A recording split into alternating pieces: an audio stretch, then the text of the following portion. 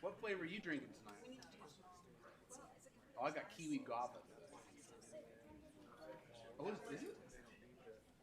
Hold on. Which one? Yeah, yeah. Well, I can't not do it. Oh, okay. All right, let's start tonight. We have the Yukon City Council, Yukon Municipal Authority Work Session, June 2nd, 2026 at 6 p.m. Council Chambers, Centennial Building, 12th South 5th Street, Yukon, Oklahoma, 73099. Presentation on the Yukon Water Supply Plan by Garver, Cole Niblett, PE, Oklahoma Water Team Leader, and Michael Wynn, PE, Project Manager. Gentlemen, would you like to come educate us? All right, good evening, council. It's good to see you again. Again, my name is Cole Niblett, Oklahoma Water Team Leader for Garver. I also have Michael Wynn with me here as well, project manager that was heavily involved with this project. So excited to give you an overview tonight of the water supply plan. And we do have some slides that, there we go. So tonight, again, talking the water supply plan. At a high level overview, if we spent as much time as possible going through all the details of the 100-plus page report, we'd be here for quite a while. So trying to summarize the most pertinent information for you. But today we'll be covering kind of the five main agenda items that you see on the screen here. One, give you a little background on the water supply plan, what the main goals and drivers were as Garver initiated the study. Two, we'll go into the supply gap analysis that set kind of the baseline for the rest of the report findings. Three, we'll go through the water supply alternatives that we looked at for the project. 4 and 5, then wrapping up our selected supply portfolio and kind of phasing and implementation of what that could look like. Yes, sir. So you do your presentation, and can we have people ask questions to you? Absolutely. So Yeah. audience, let's hold the questions off till the end, and then we'll, council and citizens can ask you some questions. Sure. Yeah, good? hopefully we get through these slides in about 20, 30 minutes, Cool. and then the rest can be Q&A. Very good, So, thank you. all right. With that, we will dive right in. So first off, this project, just as a reminder, was initiated due to the potential future loss of city water wells on airport property. This was the main driver that brought Garver on board to help the city evaluate that potential issue of losing some of the existing groundwater wells over there off Will Rogers. And so in this water supply plan, the main objective was, again, to develop a plan of action. How do we meet potential supply gaps as a result of that? Both in the current demand scenario as well as future, projecting out those water demands and seeing what this could look like over the planning horizon. And so with that, we start with a supply gap analysis. So water supply plans like this at the core are relatively simple. We look at the water supply resources available, we look at the potential demands in the future, and how do we fill those potential gaps. That is really kind of the crux of the problem we're trying to solve. And so first off, we look at historical production and population data, and we use that to develop future demand projections. And so I'm showing you a water demand production graph here. On the left vertical axis, you've got demand in gallons per capita per day. So gallons used per person in the city of Yukon over the years you see on the horizontal axis. And then on the right vertical axis, you can see the corresponding service population that is tied to. So the red and blue bars representing blue average day demand over the course of a year. What did the average day look like in those respective years? And then the red representing what was the maximum day demand, those peak summer demand situations where we've got high irrigation needs, high water demand throughout the system. What does that max day look like for each of those years? And so you can see that projected over from 2012 through 2024. 2023 was impacted by a lightning strike, impacted some of the SCADA data. So for the purposes of this presentation, I'm omitting that data set with a lot of outliers and kind of non-responsive data. But in any event, you can see the service population roughly around that 22,500 mark up until about 2020, 2021. And we start to see that tick up again, close to 26,000 here over the last couple years. If we look at the average day demand, you can see that ranged anywhere from down closer to 75 all the way up to 125 gallons per capita per day. And then a max day demand peak you can see in 2020 or 2012 rather, over 250 gallons per capita per day. If you remember 2011, 2012, those were prolific drought years, sustained days of 100-degree plus weather, and so correspondingly we see high demands in those years.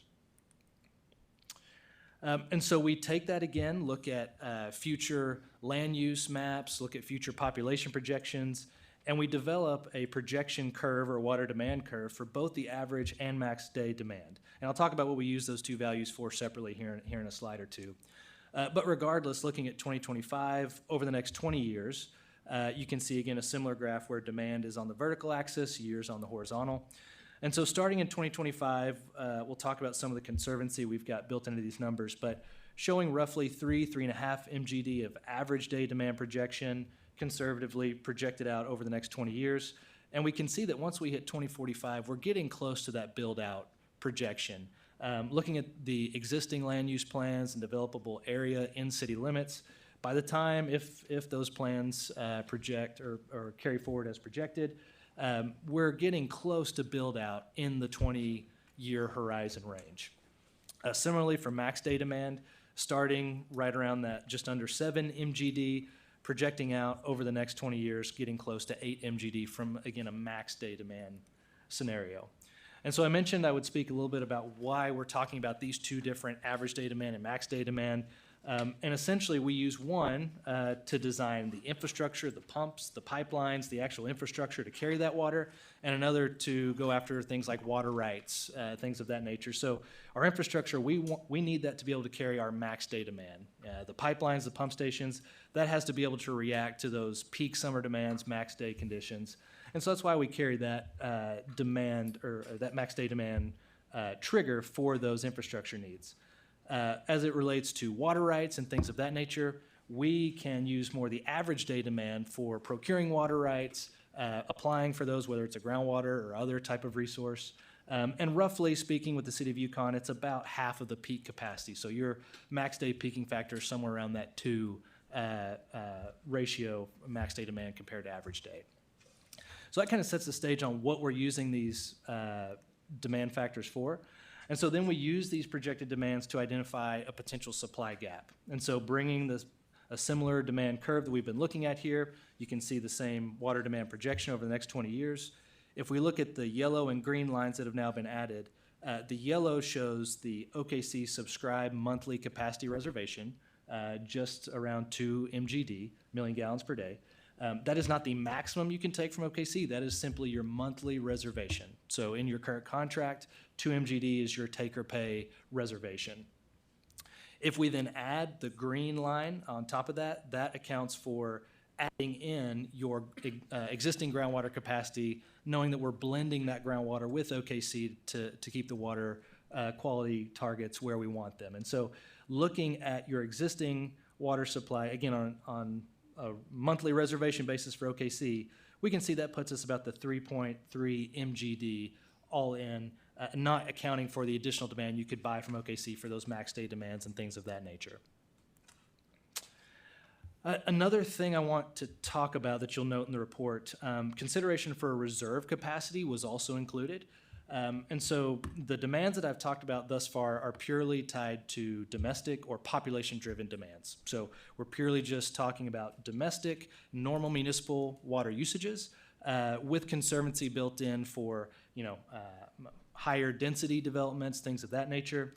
But with a reserve capacity, what we're trying to account for are potential unforeseen demands, such as a large industrial user, years of prolific drought, maybe an annexation takes place in the future and drastically increases the population, things that we can't project or foresee right now, or at least when we started this water supply planning effort. And so for the sake of being conservative, we accounted for a 1.5 MGD reserve capacity on an average day basis and 3 MGD reserve on a maximum day basis. And now again, when we look at water supply alternatives, we'll consider going and acquiring the water supply capacity to supply these reserve capacities. But again, this is truly a reserve, something to build in conservancy and make the decision as we move forward with these improvements. How prudent do we think that is to carry forward in future years? Of course, the data center was not really a conversation when we started this project. So in the beginning, we're talking about this reserve capacity being utilized for truly unforeseen.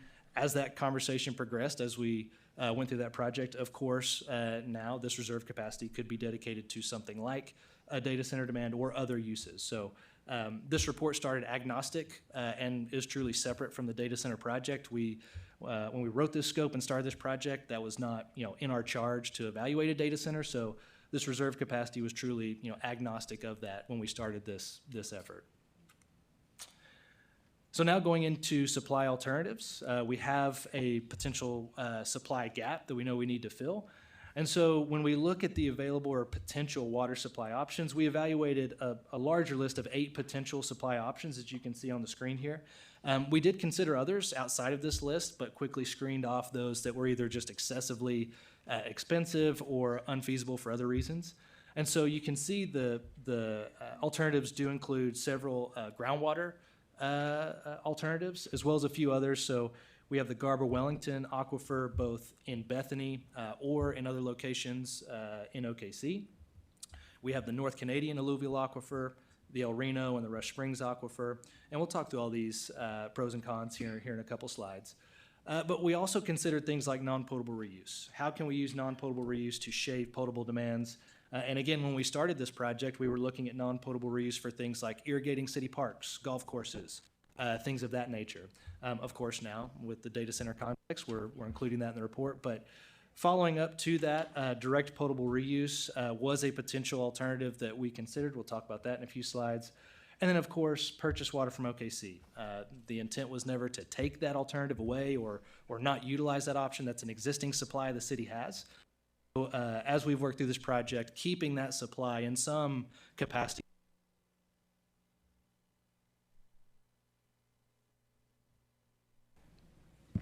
Sound check? Okay, there we go. All right, so like I mentioned, each alternative provides unique pros and cons.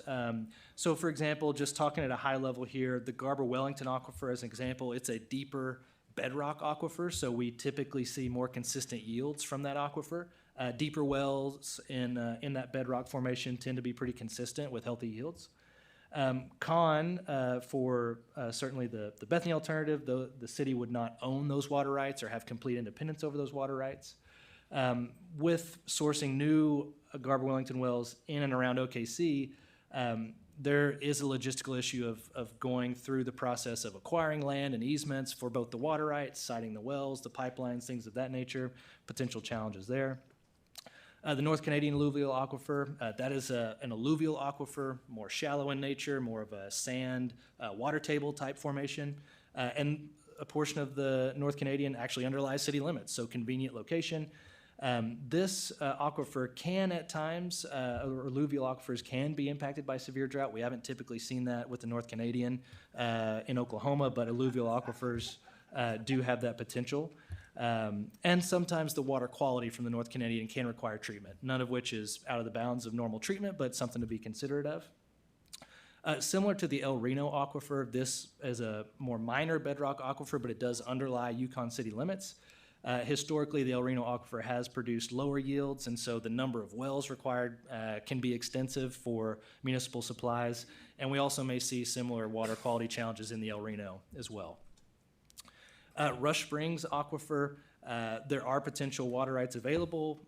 Healthy yields and water quality can be found in the Rush Springs. It is not conveniently located near Yukon. It would require pretty significant conveyance to go reach that resource. Non-potable reuse, again, this is taking treated effluent from a water reclamation facility and using that for non-potable resource or uses.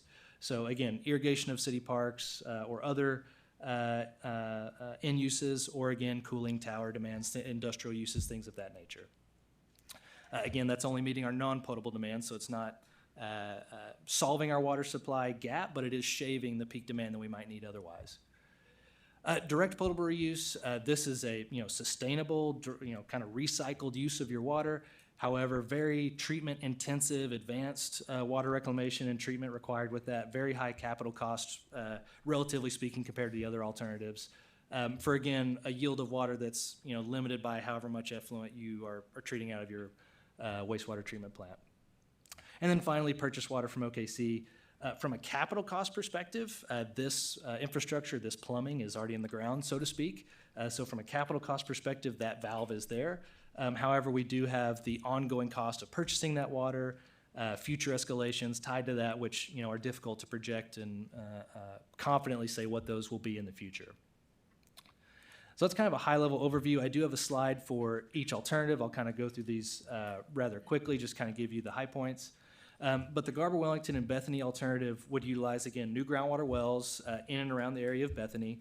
And we are planning for an arsenic removal facility. This may not be required depending on the water quality we find, but just for the sake of this plan, we are accounting for that in the costs.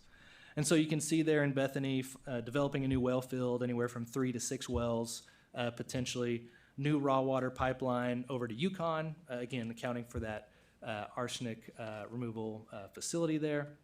And then additional finished water piping to plumb that into the distribution system to maintain pressures and all those good things with your current system. I will note Bethany's groundwater rights are being reviewed by OWRB. Since those have not been used in several years, they have not expressed major concern with this, but there is some paperwork involved with ratifying those and bringing them up to more current usage. So this is just kind of a footnote tied to this one. May take some time to work through that. The Garber Wellington OKC, alternatively, tries to site these wells, or these relocated wells, near to your existing transmission line. So showing the map here, you have your existing well field near Will Rogers to the south and east of Yukon. You can see that pink line showing your existing transmission line into town.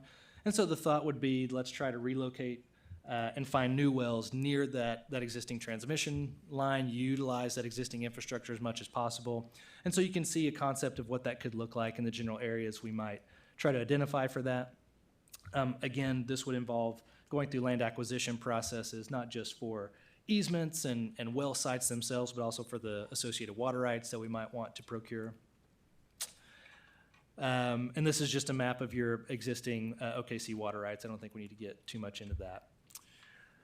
The North Canadian alluvial aquifer, switching gears a bit to this formation, this again utilizes a new groundwater well field in that formation, and we are accounting for treatment in Yukon. And so showing a similar map here, you can see the yellow shading for the North Canadian River alluvium formation.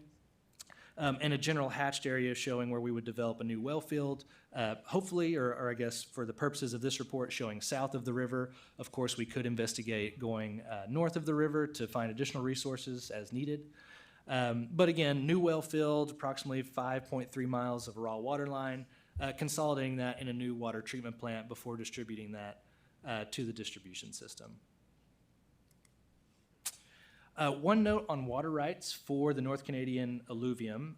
So in Oklahoma, groundwater law is based around, or water rights rather, are based around an equal proportionate share. That's the EPS you see on the screen, which essentially says that for every acre of land you have permitted over top an aquifer, you get so many gallons per year. So it's tied to the acreage you have permitted above that aquifer. And so for the sake of conversation, you can see here the available acreage for permitting within Yukon city limits is 10,845 acres approximately. And currently the EPS, or sound check, there we go, is set at 1 acre-feet per year per acre. So what that means is for every acre of water right you own over the North Canadian, you get 1 acre-feet per year of water. 1 acre-feet is roughly 325,000 gallons. But while it's currently set at 1 acre-feet per year per acre, which would result in just under 9.7 MGD if you permitted all of that, there is conversation and an expectation that the EPS could be reduced in the future to 0.5 based on recent studies by the OWRB. So planning for that, expecting that to be an eventuality at some point, you can see that same acreage would give you around 4.8 MGD of available water rights. So there is still readily available water rights from an acreage perspective, but just wanted to make that note that EPS is under evaluation and likely to be reduced in the future. I mentioned direct potable reuse. This alternative would have an eventual target capacity of 5 MGD, but again, it's tied to however much flow we're sending to the wastewater plant at that time. And so direct potable reuse involves taking that effluent from a water reclamation facility, putting that through advanced treatment methodologies to produce drinking water, really above drinking water quality. And so you can see that treatment would most likely happen at the wastewater treatment plant. We would have about 3.5 miles of finished water line, integrating that into the distribution system. Again, I mentioned this. We evaluated this for the sake of completeness. This being a much more advanced treatment requirement, a little more uncommon to see DPR. It is common in the U.S. There's several communities in Texas, Arizona, and others that are either planning or using this.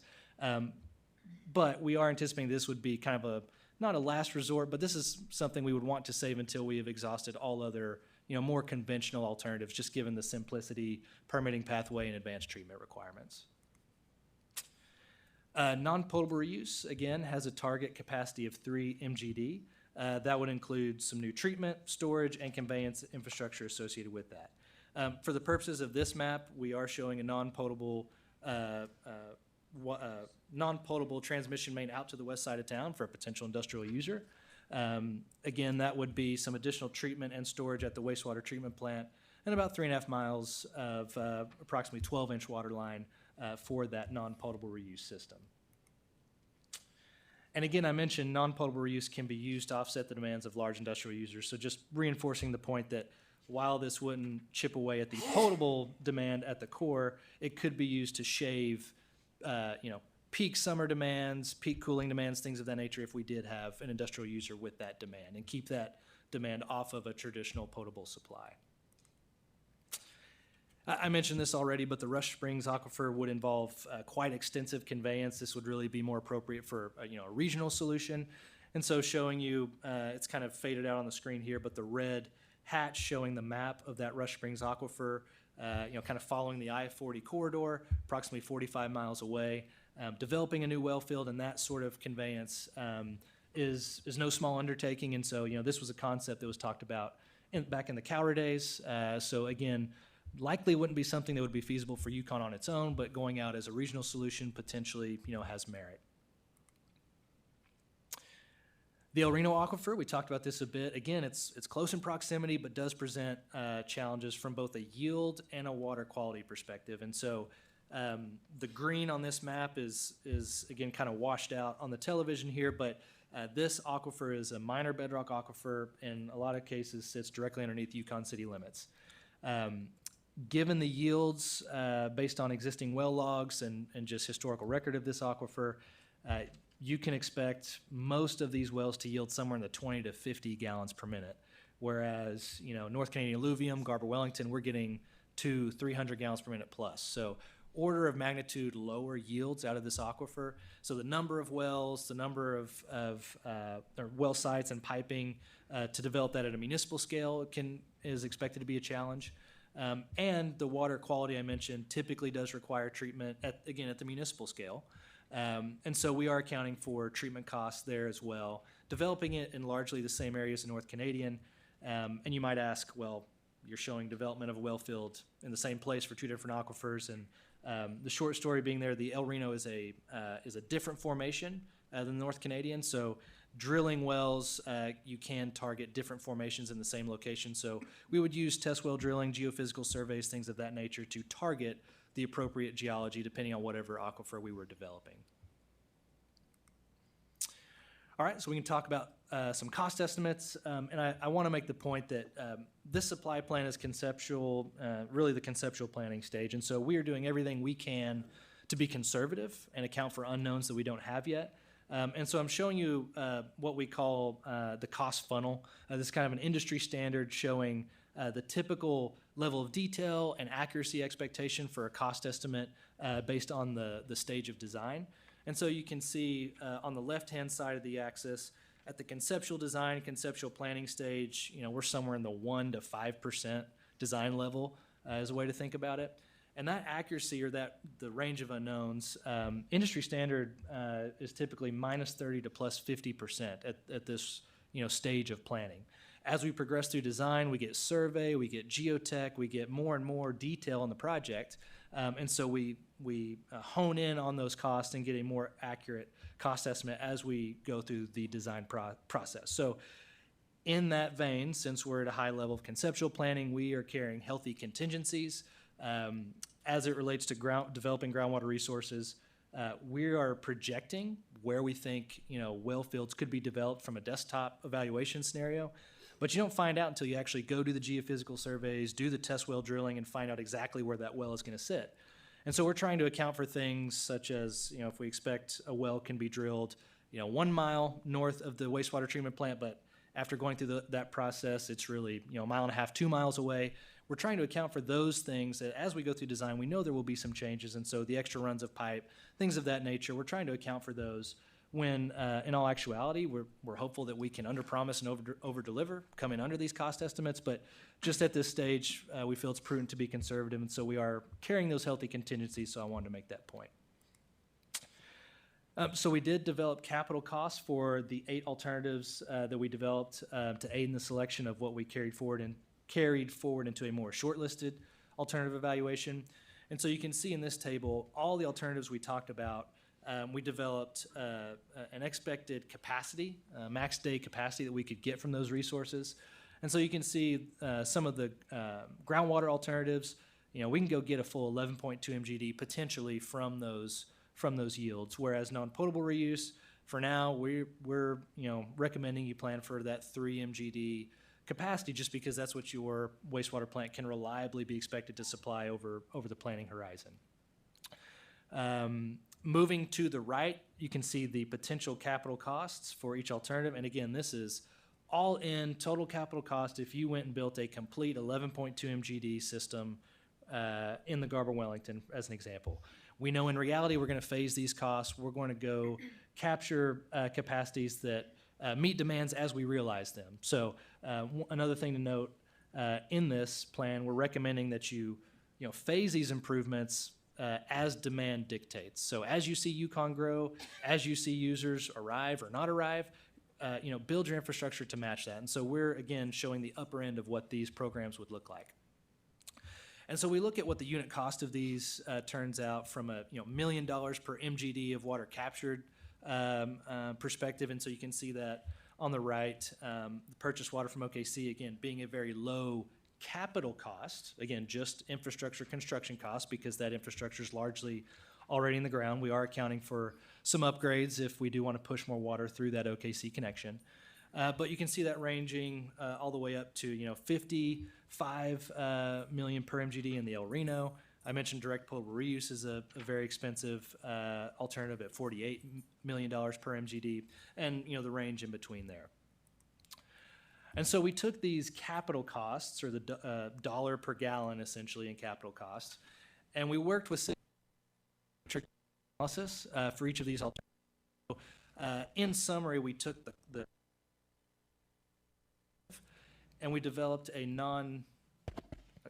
non-monetary score. So taking into consideration things like water rights procurement, what are the water quality challenges, what is the implementability, what is the drought resilience of these different alternatives, all the financial considerations. And so in this matrix analysis, we want to try and minimize the capital cost, minimize our total cost, and be as high of a non-monetary score as possible, or as most attractive non-monetary score as possible. And so that's where you kind of get this heat map where we really want to be low and to the right, optimize and lower our costs, and be as attractive from a non-monetary perspective as possible. And so you can see we can screen out some of the alternatives I mentioned, like the El Reno Aquifer, DPR, Rush Springs, and we're left with a short list of alternatives that appear more feasible for Yukon, namely the Garber-Wellington alternatives, either in Bethany and or OKC, the North Canadian alluvial with 2 different potential treatment regimes based on the water quality we find, and then non-potable reuse and purchased water from OKC. So with that, we worked to develop a kind of blended preferred water supply portfolio. And so it is an option to go all in on a single water resource and put all your eggs in one basket, so to speak. But working through with city staff, we kind of landed on a preference to identify a blended portfolio, kind of offload our risk, and not, again, put all of our eggs in one basket. So if one water supply alternative either isn't as feasible as we think, or we run into challenges in the future, we have alternative portfolios to kind of offload that water demand onto. And so that shortlisted system, and hoping to improve system resiliency, allow some growth flexibility, and again adapt to those changing costs. Kind of shown here, Garber-Wellington in either Bethany or OKC, eventually develop North Canadian alluvial, and then non-potable reuse and maintaining that purchased water from OKC. Again, we're carrying non-potable reuse forward as a recommended alternative to address demands of any large industrial user that may or may not be present. So that's accounted for in the water supply plan and kind of shaving that reserve capacity we talked about. And so with that, looking at your OKC subscription, we talked about just around that 2 MGD mark. Looking at the supply gap we have remaining for the remaining 20 years through build out, if we're around 2.2 MGD for OKC, up to 8 MGD max day demand, that gives you a supply gap of about 6 MGD. And so that's kind of the max day demand that we're looking to fill over the long term. And so again, the selected portfolio focuses on supply diversification from multiple sources. And so again, the intent being that if it does come to pass that we lose the OKC airport wells, what a potential solution to that could look like is kind of what you're seeing in the map here. Maintaining a few of those OKC wells that are not on airport property, still use those, still maintain that infrastructure. Maintain your OKC 2.2 MGD connection there. Again, that can be more from OKC. We're just talking on a projection here where we maintain about that 2.2 MGD. Developing new resources with the non-potable reuse, kind of shown in yellow, max of 3 MGD. Garber Wellington in Bethany, approximately 1.5 MGD, if that's the 3 to 6 well development that we kind of anticipate potentially. And then funding the balance or filling the balance rather with North Canadian alluvial solution upwards of 3.5 MGD long term, depending on how again those demands kind of present themselves. And just final point on this map again. If a challenge were to present itself with, Bethany or the Garber Wellington in general, there is the potential to get more water out of the North Canadian alluvium and vice versa. If there was a challenge with either one, we could kind of offload our efforts and again develop more capacity out of an alternate resource. So it's kind of one of the background motivations for developing a diversified portfolio like this. And so this is just a little bit more detail on what the infrastructure looks like for this kind of blended portfolio. You can see the source on the left-hand side there with a target max capacity in MGD, million gallons per day. For the Garber Wellington Aquifer in Bethany and the North Canadian, you can see we are projecting the number of wells that would be associated with that. Again, that's assuming a expected yield based on desktop review, literature review of what that aquifer has historically provided. So again, that could vary a bit up or down. Similar to, or for the next column over, proposed water lines, you can see some relative sizing and conveyance distances associated with that. Moving one more, you can see if each alternative is anticipated to have proposed treatment. For the Garber Wellington Aquifer in Bethany, again, we are accounting for the potential of an arsenic removal facility. Again, if we find those Garber Wellington wells don't have it, that is a potential in this aquifer. That infrastructure goes away until it's potentially needed in the future. For the North Canadian alluvial, we are anticipating or accounting for RO treatment. Other communities that use the North Canadian also use lime softening. So as we move forward in design, if we were pursuing that alternative, we could do a design analysis of what treatment regime is more cost effective or more feasible, but for the sake of this study, we're assuming RO.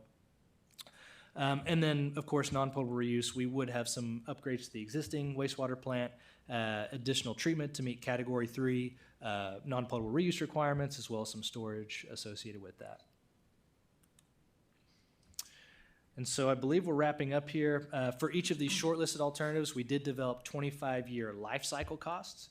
So not just the capital costs associated with building the infrastructure, but life cycle costs, 25-year O&M, labor costs, electricity costs, consumables, chemicals, things of that nature.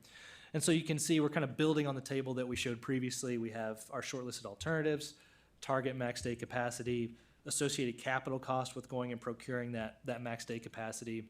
And then you can see we have 25-year operations and maintenance cost in pure dollars, so millions of dollars.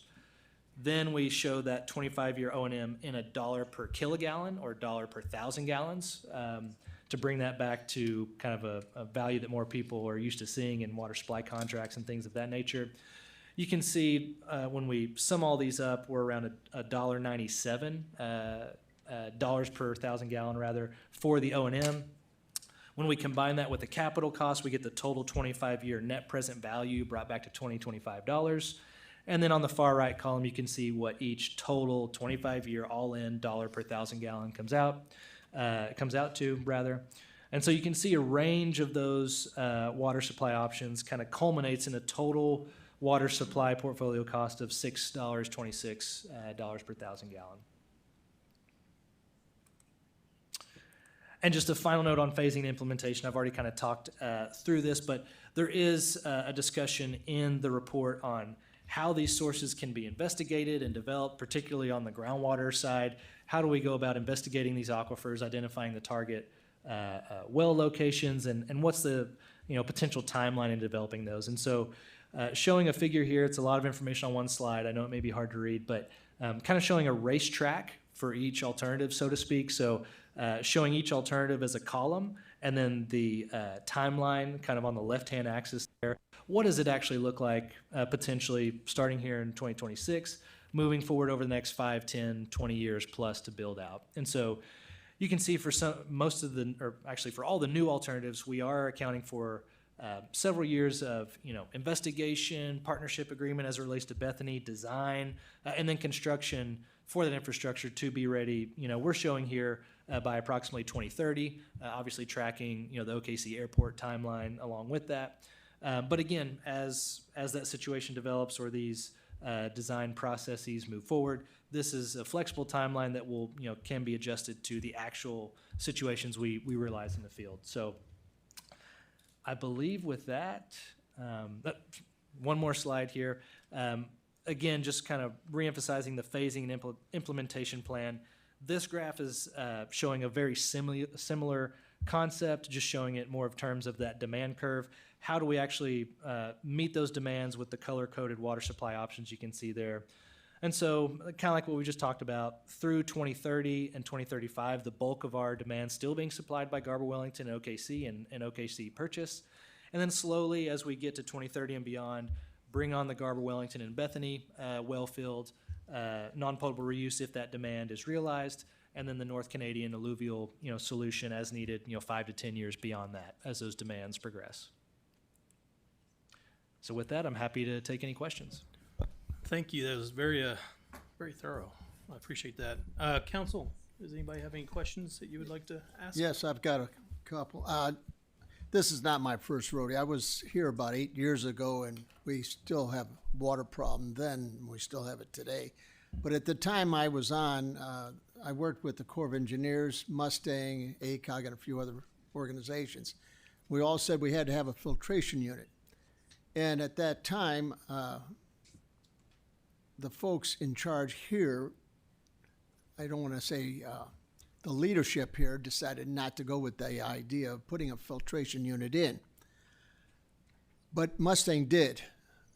I'm wondering now, have you talked to Mustang and their filtration? Are they working well? And shouldn't we be following what they've been doing for the last 4 or 5 years? I know generally about how that system has gone. I'm not in a detailed knowledge of how the operations have gone. But yes, I think overall it's been successful.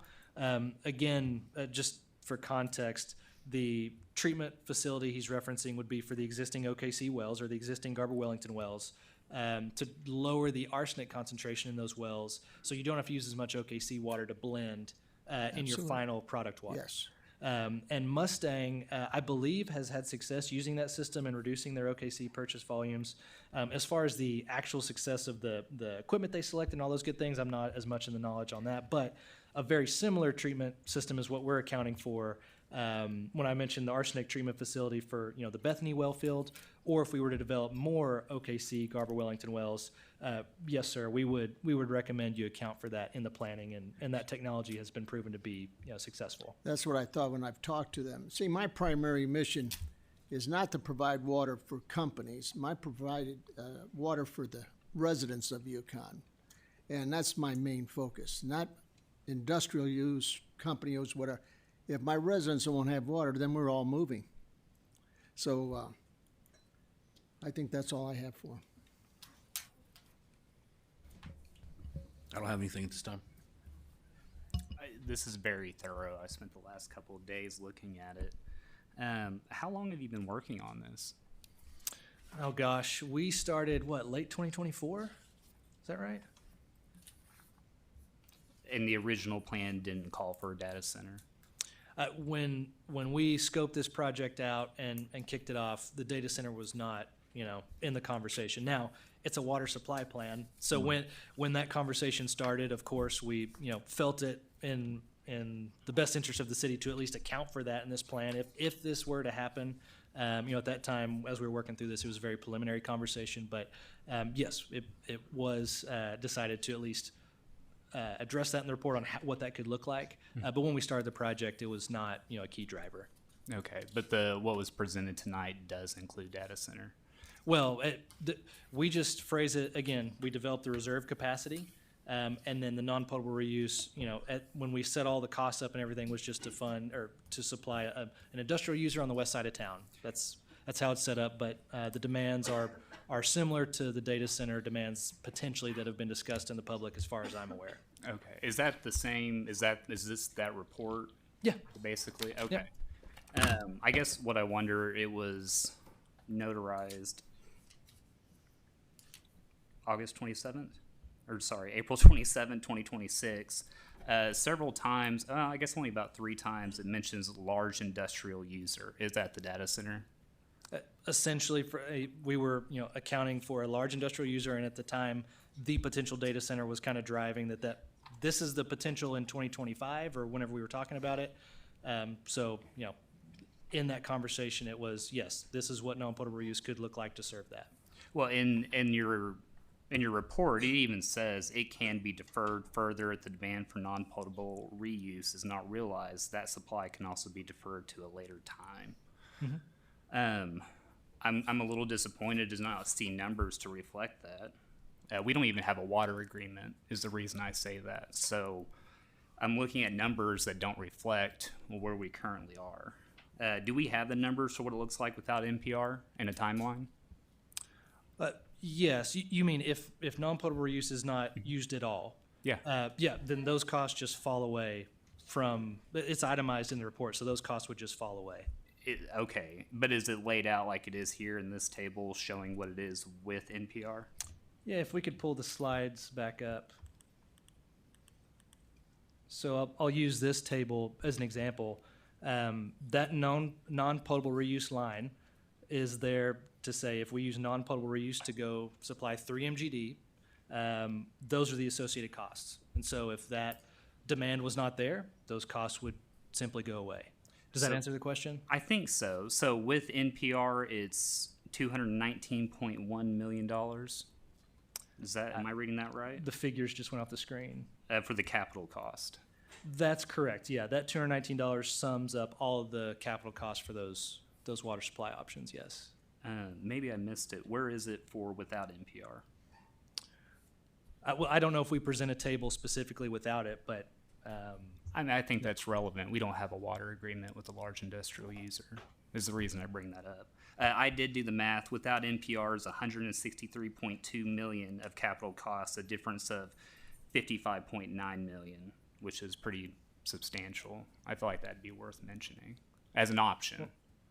Well, respectfully, I think it was mentioned in the report just that, hey, if that I alternative is not realized, but fair point, understood. Okay. That's all I have. All right, we'll open it up to the floor. Citizens, if you want to come up and ask a question, feel free. I'm not far, so I'll make it easy. Zach Castle, 728 Villa. I think I wanted to ask, in your early slides, you talked about the water demands over the past, 10 years or so. And in 2012, you mentioned the drought that had popped up, showing a significant demand increase. We're in a drought this year. Do your projections encompass potential droughts? Because that increase was pretty big. It's a very large outlier. And so do your projections over the next 10, 15 years reflect years like this, where we're kind of approaching a drought? Yes, that's a great question. So our projections actually account for a drought year just like 2012. So in that year, I forget the exact figure, but somewhere around 245 gallons per capita per day. I could go back to the slide, but in any I mean, event, I'd love to see it, if you would. okay. So the 245 gallons per capita per day that you see for Sorry 20, at the beginning. no, it's all good. Yeah, so that 2012, that max day demand peak, we actually took a very similar gallons per capita per day and applied that to the future service population. Okay. And that should be conservative for a couple reasons. Namely, you can see we've had some significant droughts, in the 2020s, not quite as significant as 2012, but we haven't quite seen the spike like we did in 2012. So for one, we have seen a trend in the water industry over the last decade or so. High efficiency appliances, water usages in general on a unit basis have gone down in some areas. But even with that off to the side, we are carrying forward that gallon per capita per day to the increased population in the future, if that makes sense. A little bit, but maybe can you go a little bit deeper on that? Because I'm just quite not, because Yeah. it's almost double. I mean, I'm Yeah. just kind of ballparking it on your graph. Sorry, I'm not near the mic, but it's almost double. So how is that reflected in? Because the study only kind of shows a gentle curve going up in the forward. Yeah. So it's actually more of an immediate bump and then a gentle curve. So we are actually applying that 250 plus gallon per capita per day, the tallest red bar there. We're applying that same gallon per capita per day to the service population that we expect to increase over the future. So in 2025, we're actually saying if 250 gallons per capita per day happened in 2025, that's what your demand would look like, and we're accounting for that over the next 20 years. Okay. Thank Yep. you.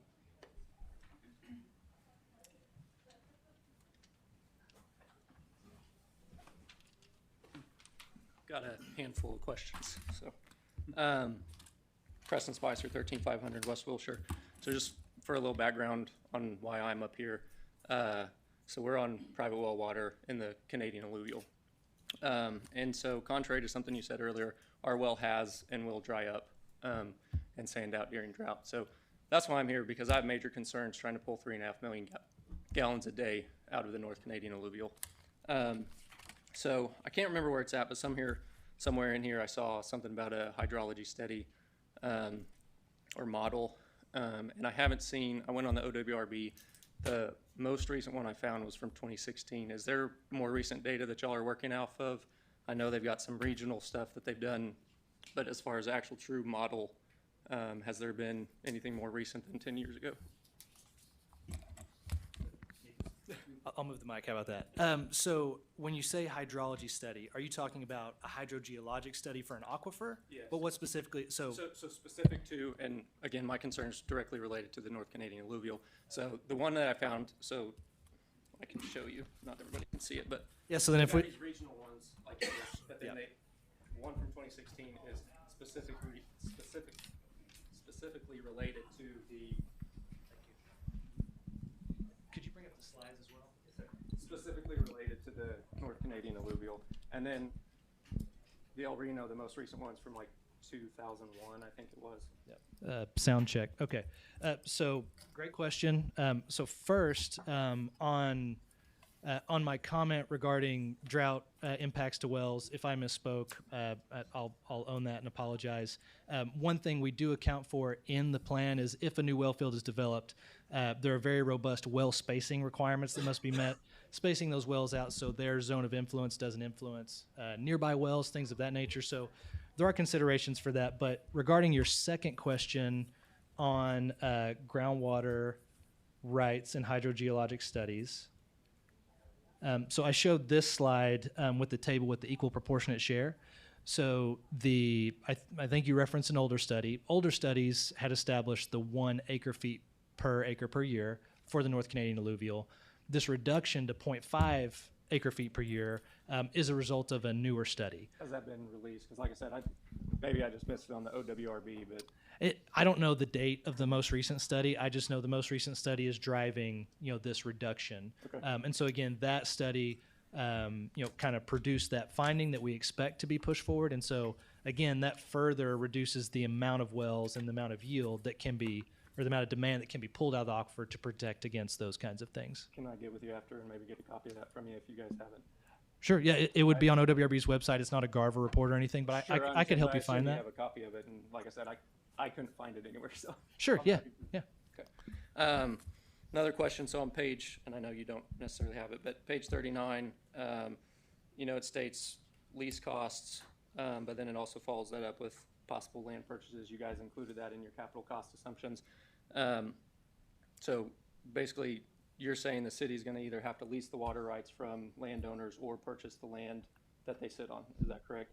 That's correct. And then what estimates did y'all use as far as, and it says you cost per 1,000 gallons, or, if you're gonna purchase, what the cost per acre, what estimates did you put in your capital assumptions? I don't recall exact dollar per acre or anything, but we did our best to evaluate generally what a general conservative cost per acre would be in that area, and again, applied that with a contingency.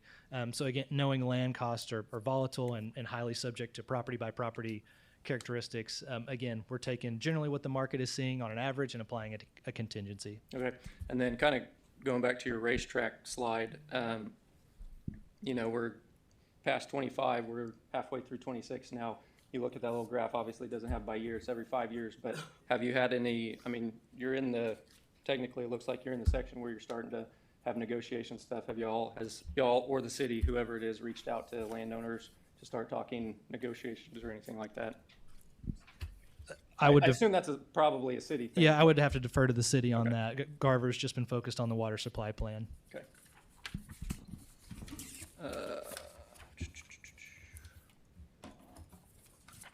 Sorry, a lot of pages.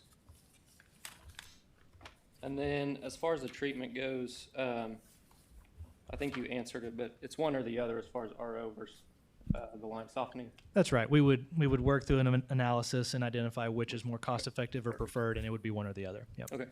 I think one of my last questions. So in your appendices, there's a page 66, proposed groundwater wells. There's a chart there.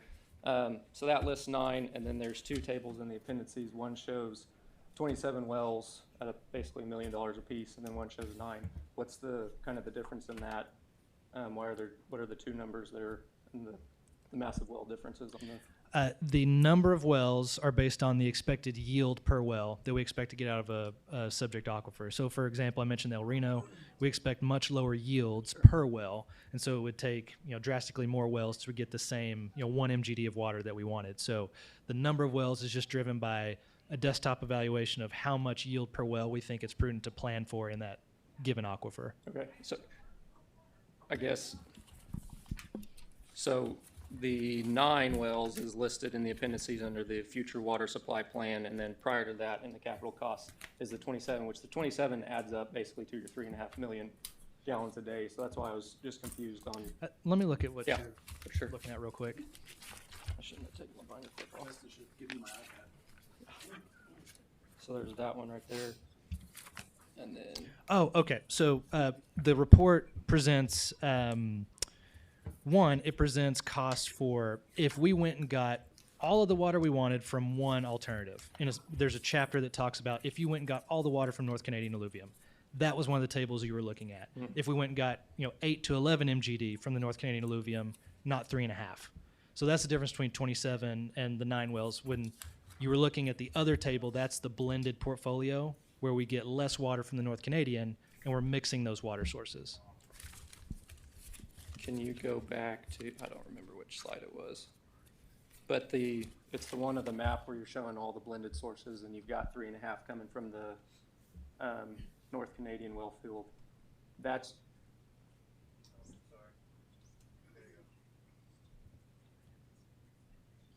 I think it's towards the end, so now you're gonna go back again.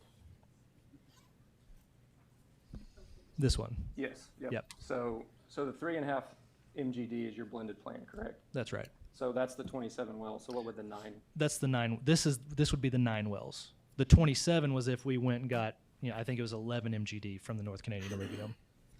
So when I added it up, the assumptions you made were roughly 300 gallons a minute from the well. So if you do that times 27, that's 3.5 million. Unless I did my math wrong. Well, it's 300 gallons per minute, so you would convert that I to, meant 3.5, yeah. like 3.5 per day. right. I don't have my phone or a calculator, so I went to Oklahoma State. I love OSU. It's just, I'm a farm kid. Okay, yep, no, I must have done the 9 in my math, so I apologize. Do we know why we're potentially losing the airport trust wells? I would again have to defer to the city. I've not been in those conversations. Again, I was just brought to develop a water supply plan. We didn't really talk about why that notice had been sent. Okay, I think that's just when our lease was up. okay, are they saying that they're not interested in doing it, or why are we making that assumption? I think the wells are expiring and they don't expect, right? They don't No. expect to. Negative. That's not right. You call me and I'll let you know. It's PFAS or PFAS concern on the wells with the de-icing of the planes. Okay, And that's a national thing. And we got the letter. Again, I received the letter in a pile of paper the day that I took over, and it was in the bottom of the pile saying that the wells will be up end of 27. And that was by the CEO of the airport, not the water trust. okay, Okay, so it's two separate yeah, entities. two separate entities for sure. And so we contacted the water trust. The water trust knew nothing about the airport sending it out. And so in that discussion, through that discussion of those people, we decided, or we talked to the airport CEO, and we asked for that to be extended to 2035. And he granted that 2035. It has nothing to do with them being out of date, or Oklahoma City will continue supplying us water as long as we want to. But the airport is the one who is deciding that that is going to be done in 2020, or was going to be in 2027. So that's where that came from. Does that affect you think you mentioned some wells that are off the airport, but are there concerns of PFAS in those wells as well? There are there's total of 15 wells. There are 5 such that are not considered on the airport land or airport trust. It gets a little confusing. There are 5 of those, 1 through 4, and then 15. The rest of those are considered to be on airport trust land. And so those are the ones that are in question that this letter that was left in the pile that was talking about. Sure, so just, I mean, due to proximity, I guess that's my question, is being somewhat in proximity to that, then are we worried about PFAS in those wells as well? Well, yes, I mean, it's part of that. It's all enclosed. It's obviously will percolate down to the aquifer. It's been tested. There are no PFAS in those at any time, but that is the concern that the CEO of the airport told me when we talked about it. Okay, appreciate So, it, thank yeah. you. Anyway.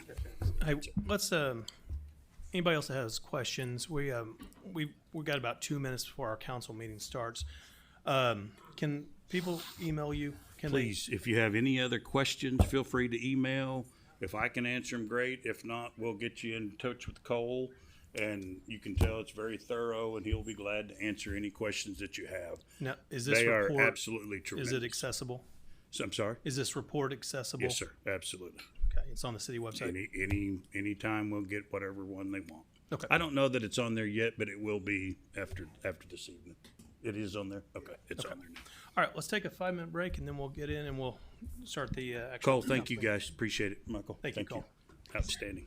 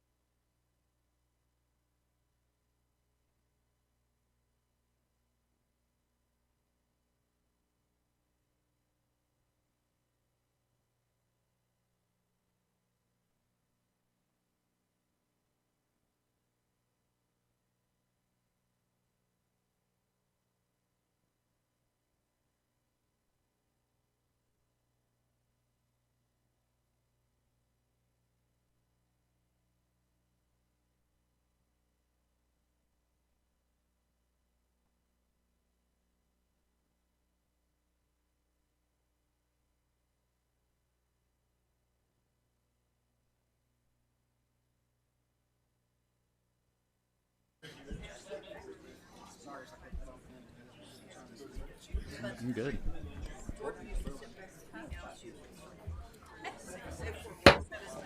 All right, welcome to the Yukon City Council Municipal Authority agenda. June 2nd, 2026, 7 p.m. Council Chamber, Centennial Building, 12th South 5th Street, Yukon, Oklahoma. Amended agenda. Let's call the meeting to order. Roll call. Brian Pillmore, Jeff Wooten. Here. Jordan Westfall, Here. Adam Shriver. Here. Rick Caccini. All right, and our invocation. Damien, are you going to lead us tonight? All right, if you're able, please stand. Dear most gracious Heavenly Father, Lord, thank you for this night. Thank you for the opportunity for citizens to gather in their community and our council members, city staff, and just the individuals who keep our city running and flourishing. Lord God, I ask that you bless each and every individual that's here tonight, that attitudes are great, and that we leave cheerful and just thankful for the things that we do in our community. In your precious yet holy name, amen.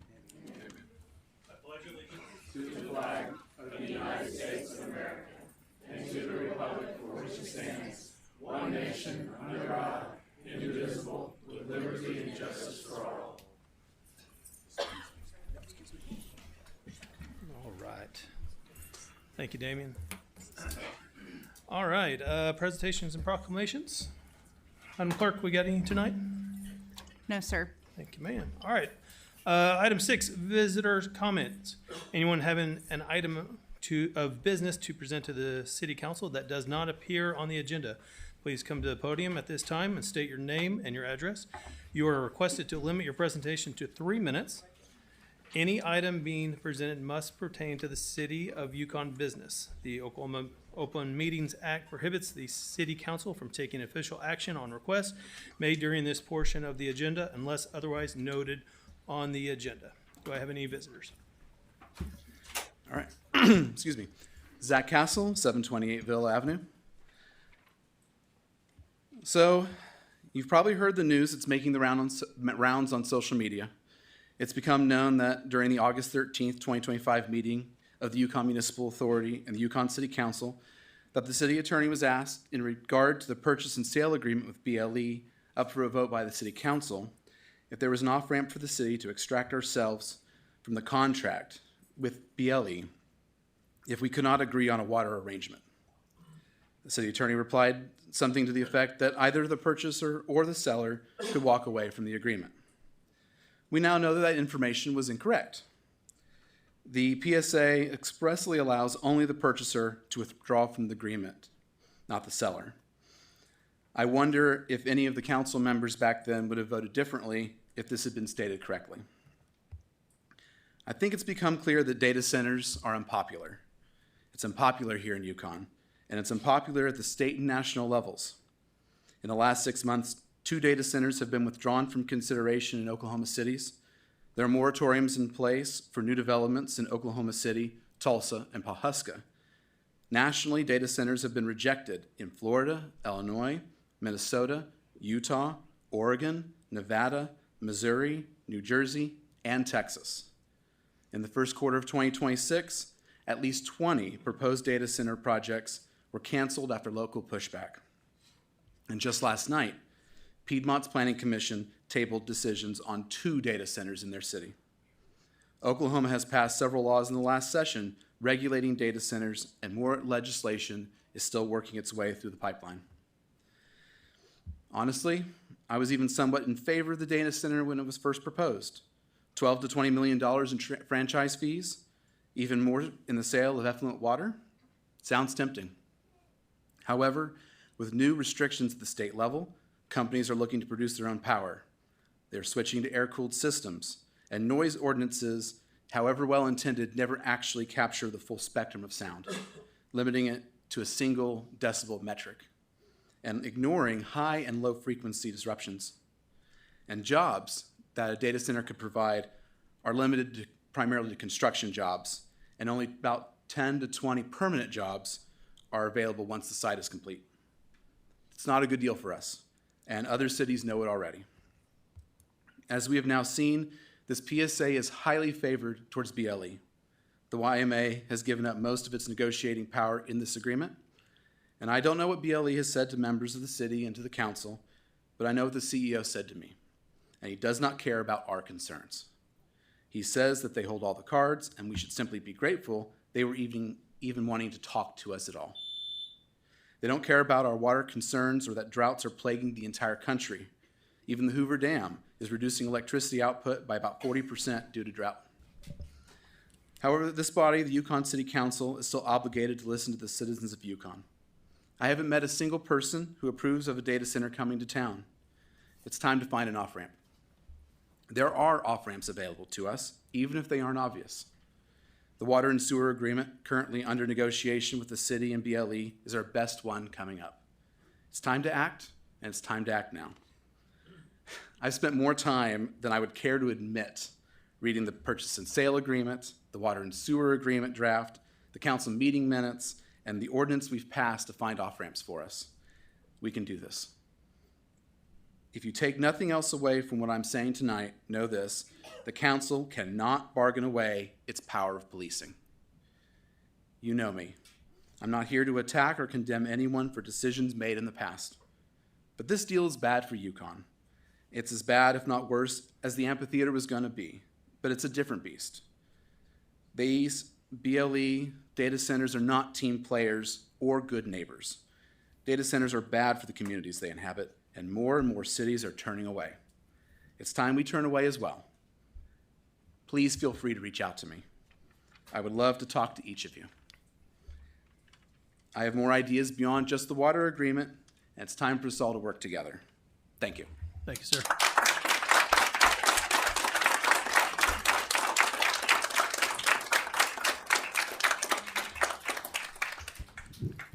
Guess who? Stephanie Burdine, 515 Maple. Good evening, everyone. We've seen the water study. We know there's not quite enough gray water for what we need. We know we need $27 million to fix our water plant, our wastewater, all that. Beltline has conveniently offered $20 to $30 million to cure that. They've told us they've signed their agreement with OG&E. Everything's going to be great. We're going to have all this money. And you know what? Ryan Sanders came this close to reeling me in. I thought, you know, can we live with that monster out there? Can we do it? And then I realized, no, we can't. We can't. The drought in the West is coming east. It includes the western half of Oklahoma now, all the way over to the 100th meridian. We don't have the water for it. To get more water just for us to have for drinking water is going to cost tens of millions of dollars. Beltline is not our savior here. They're not our answer to our problems. We're going to have to dig deep, be tough, bite the bullet, spend money we don't want to spend, pay probably more in taxes, but we'll still have Yukon. And the data center is just not, it's not our answer, because if they come, who's going to want to, I mean, I have lots invested in Yukon, but is it going to be worthless? And other people that have their houses here, rental property here, their families here. Jeff, Brian, and Brian's not here, but I've talked to you all. You all love this town. You all want it good for your family. I know this money sounds great from Beltline and from whoever the end user is, and we all know those tech bros are crazy. So is that really who we want to put our faith in? I mean, when we build that data center, they'll own us. And I don't think we want to be owned by one of the tech bros. Thank you. Thank you, ma'am.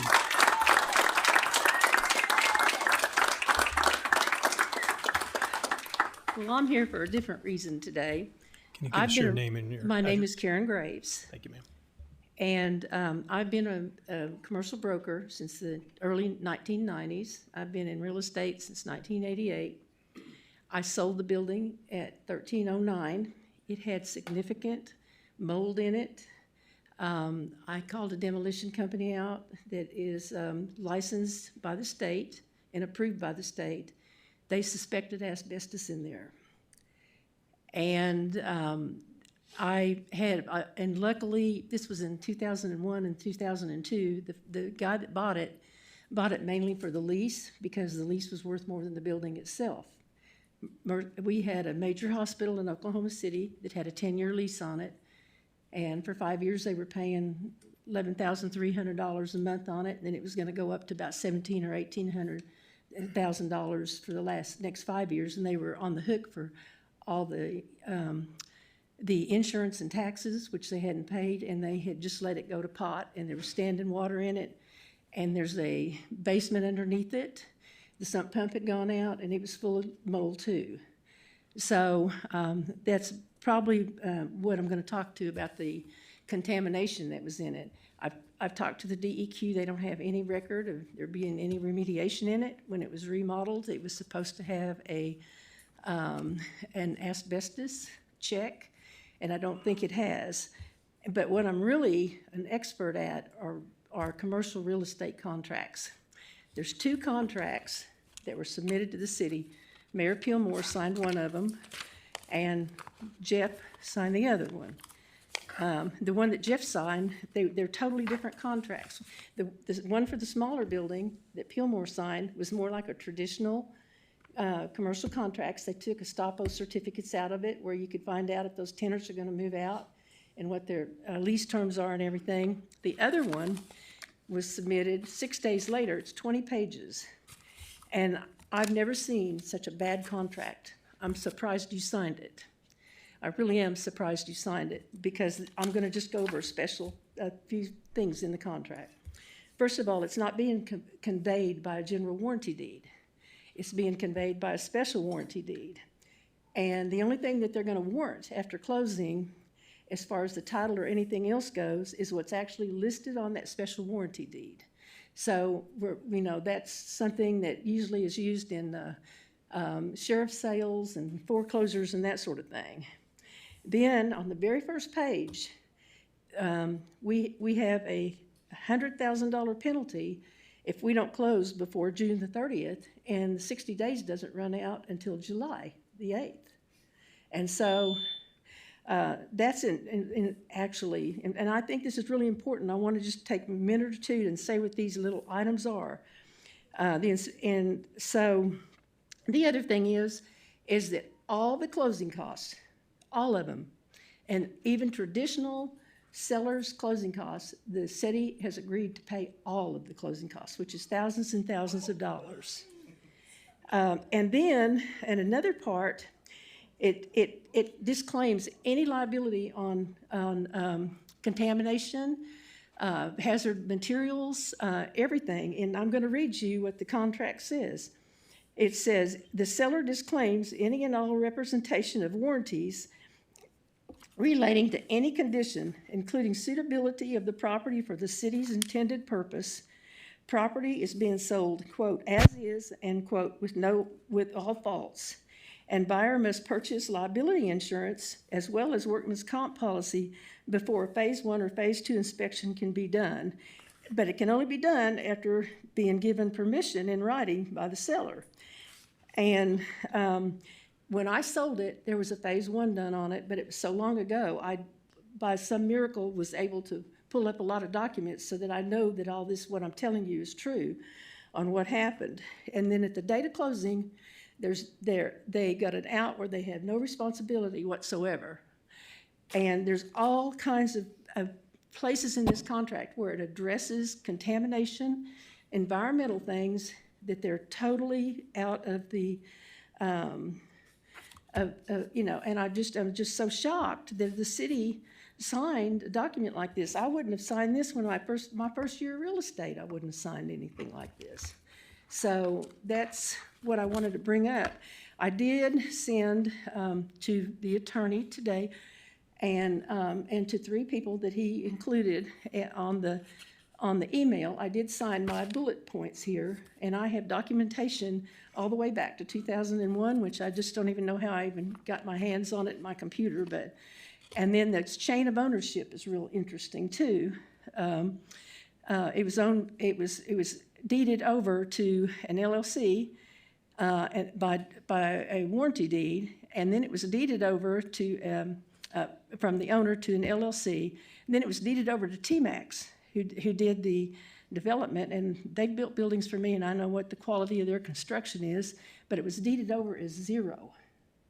Then it was deeded back to the LLC for $1.725 million.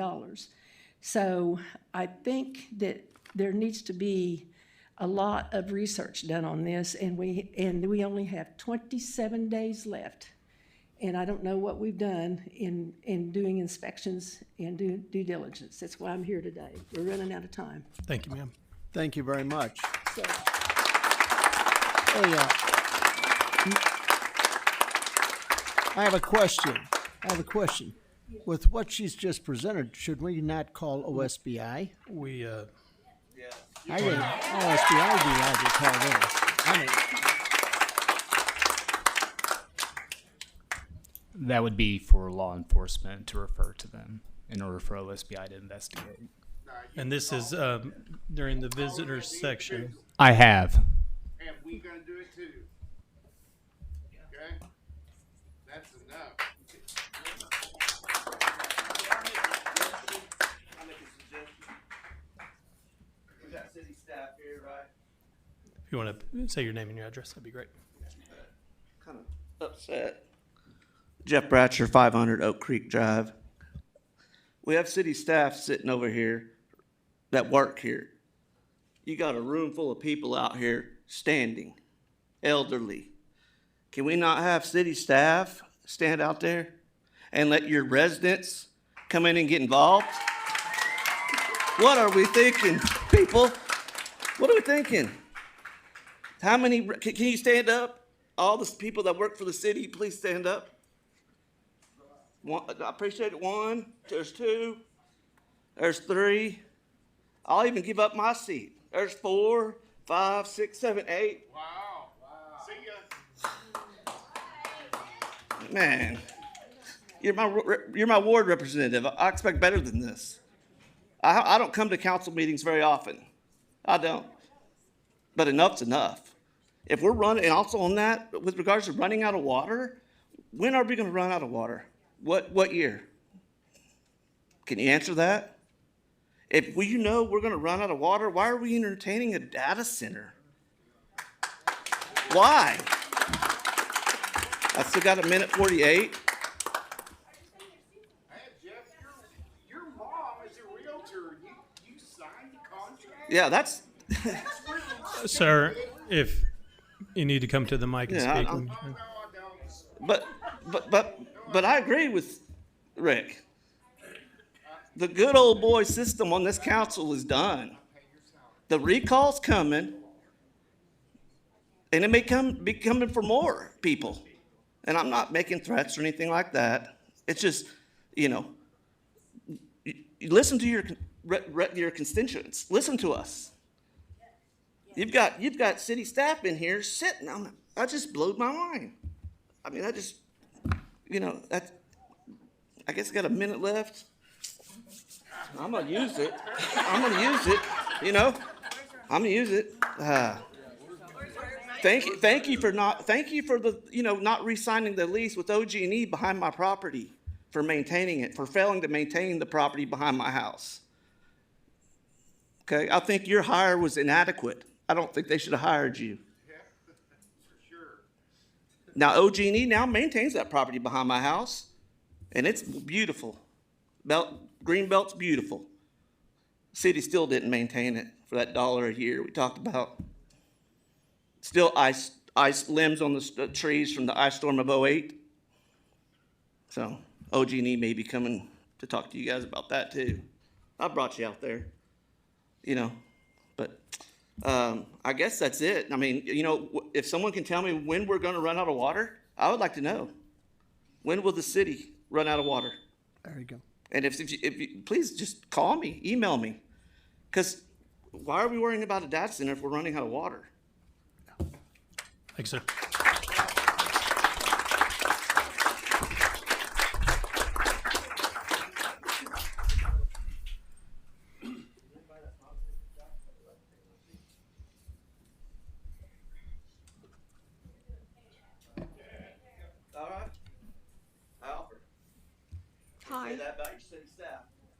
Eleanor Scheib, 324 Ash Street. I just want to echo what people have said before me. I'm sorry, I just wanted to get into my 2 cents to speak up for all the other people that are not here, that are totally 100,000% against the data center. The water is a definite issue. Also, the electricity, I don't care if they say they're gonna pay for their own electricity. I don't care if they say they're gonna do this, do that, you know, take over everything. It's not true. I mean, there's not gonna be enough electricity. There's not gonna be enough power grids to support electricity with all these data centers, electric cars, everything, more houses being built everywhere, more people needing electricity. We're gonna have rollouts, blackouts, like you wouldn't believe it. I don't know, I don't trust anything that's gonna be bad for the environment. They say they're gonna do air cool, it's not good for the environment. We were a small farming community.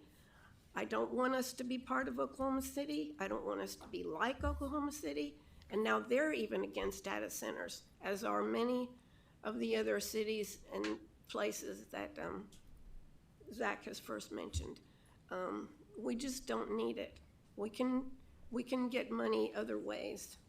I mean, people here work hard, love each other, and we can do a lot better than having a data center. Thank you, ma'am.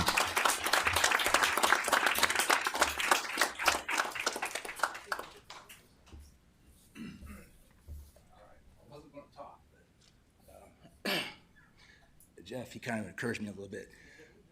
So, yeah. So my name is Philip Sproul. I live at 4001 Monticello Court, over there behind the Walmart City Market over there. You guys are probably familiar with that area over there because the city had bought that land behind my house to build the communities, or the whole city thing over there, right? And then that whole thing kind of all fell apart. All that shady stuff happened, and then they sold it to a developer over there who now put up they got a storage unit over there. They've got houses over there that are rental houses. So all that stuff. But there's also a car wash over there. I'm going to talk about noise pollution real quick. There's a car wash over there. It's a drive-through car wash. Y'all familiar with that one over there by the Walmart? It's got the vacuum cleaners out there. So I back up to the storage units, okay? You can see my house from 66. I back up to that big old lot back there. Beautiful. It used to be beautiful back there with the trees. Jeff understands. We're back there playing with the kids, everything back in the day. So they got this back there, the car wash. And when that car wash went in, I sat on my back porch, beautiful back porch back there, and I'm like, I looked at my wife and I said, what is that sound? What is that noise?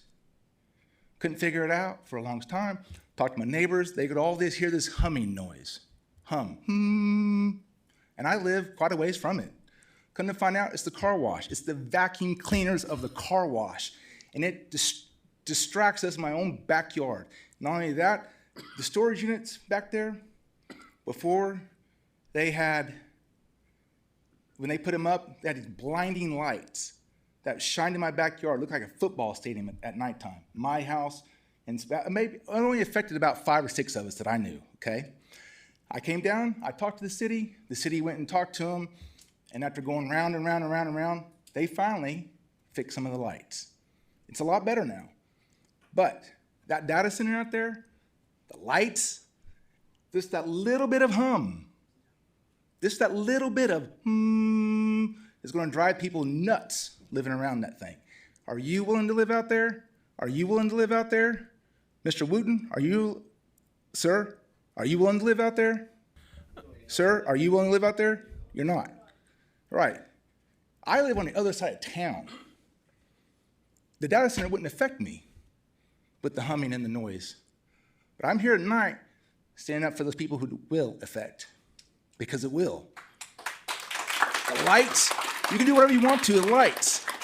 But trust me, when they're shining in your backyard at nighttime and they light up your backyard, or that humming noise where you're trying to stay out there, it's going to drive them nuts. I could talk a lot more, but that's my question. Are you willing to live out there? Are you willing to trade your house? Mr. Wooten, are you willing to trade your house and live out there with your family? You're not. And neither are you, sir? Thank you very much for your time. And look around you. I watched the city's, real quick, I watched this meeting online. I've never seen it this filled before. I've never seen it this filled up before in here.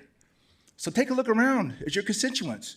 We can get more people here if you want, but vote no. Thank you. Thanks, sir.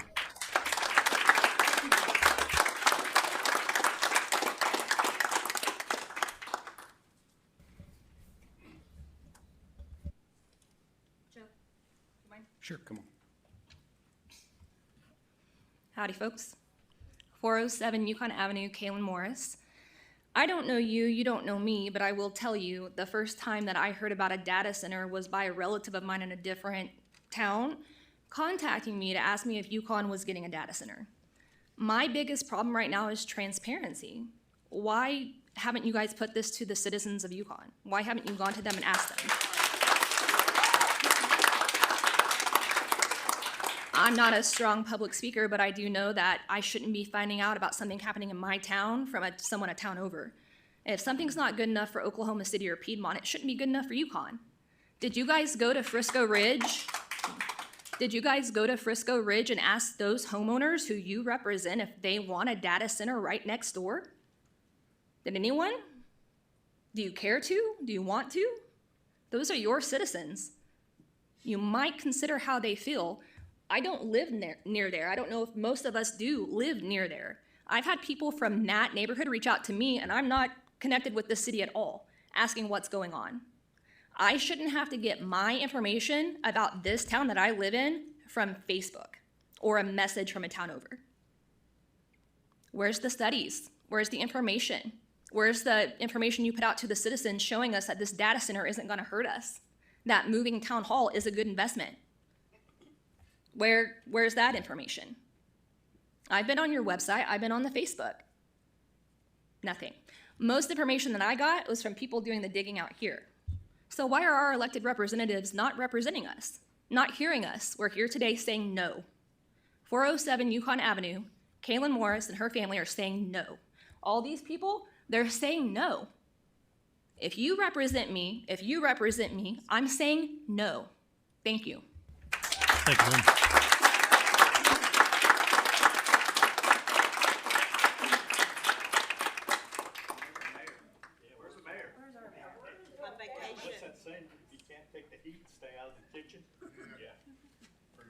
Good evening, Amy Walters at 915 Stone Creek Boulevard here in Yukon, Oklahoma. I would just like to say, after the disclosure about the property on Holly Avenue, what city employee wants to go to work there? That's it. Who wants to go to work there? When we know that there's mold and how much potentially asbestos, what type of lawsuits, what are we doing? Do we not value our city employees who go to work for our city every day? Thank you. Thank you, ma'am.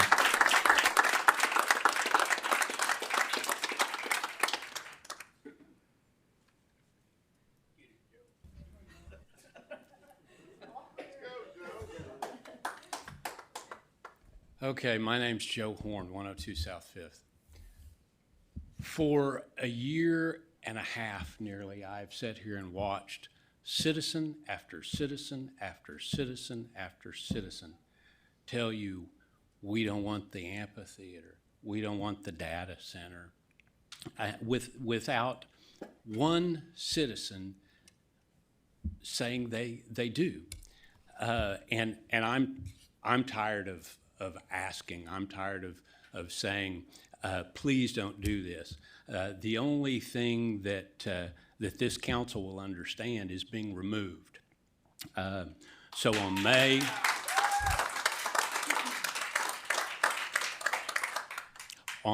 5th, we initiated a recall right here in this room. And today, this afternoon, we filed the amended petition with Jeff Wooten's response as well as Brian Pillmore's response. We filed that with the clerk, and we are collecting signatures today, beginning today. Thank you. There's a room full of people here that are telling you what to do. You need to listen to the people that you supposedly represent. And we will collect those signatures within 30 days, and we're going to remove you. So. Thanks, sir.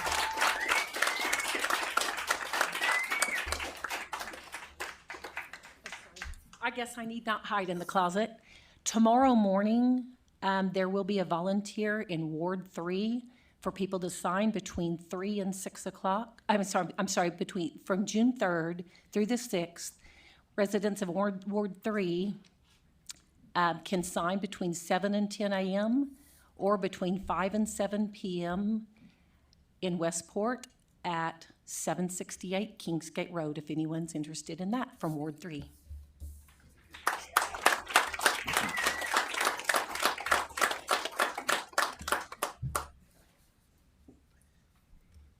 My name is Laura Hazley. I live at 609 Queensboro. My family's been in this town I'm the third generation. You guys want to move those city offices off Holly? Well, I live right off Holly on Queensboro, like I just said. The traffic, I already deal with the city park and all the, Festival of the Child. It's all great, but I have to drive that way to leave Yukon when I leave my house. I can't go that way towards the highway because of the traffic. You move the city offices there, it's just going to be worse. Obviously, I don't want a data center here. And I'd love to know where Pillmore is. Where is he? Does anyone know? Wooten, do you have an idea? You're the vice mayor. Can you answer that, please? Unfortunately, during the visitor's comment, we cannot answer any questions. Oh, okay, so that's why you act like you're not even listening to anything anyone says. You just write down and ignore us? Okay. Well, it's true. I don't really have anything else to say. We voted for Pillmore, and I regret that vote more than anything I probably have ever done in my life, because this feels like some Nazi regime. This is not my hometown. My hometown, we vote for things. And the citizens don't want something, we don't have to put up with it because we're Yukon. Even letting the internet people have access to our properties, the city of Yukon got paid to come in and destroy our yards for a service we don't want, that Blue Peak or whatever they are. I mean, come on. What is this? I have no right to say who's in my own yard?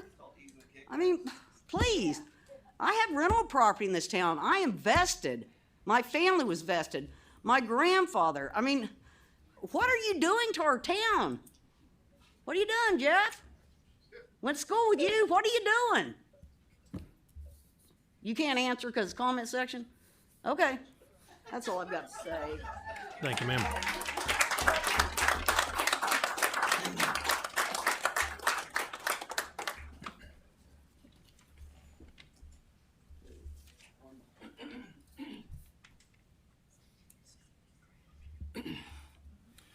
Joe Phillips, 1901 Branch Line Road, which is in Frisco Edition. I've heard a lot of people talk about a lot of things, but one thing I have not heard anyone talk about is really the future. Our kids, our grandchildren, our great-grandchildren. I'm old enough where I'll put earplugs in and I'll take the little bit of noise. But when we're talking about our kids, our grandchildren, our great-grandchildren, and there on after, people, if we run out of water, it ain't gonna be no more.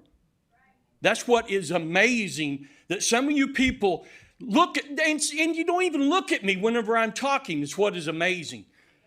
It's absolutely amazing. A vice mayor is sitting there writing down something that he don't even know what he's writing down, because I've been back there watching.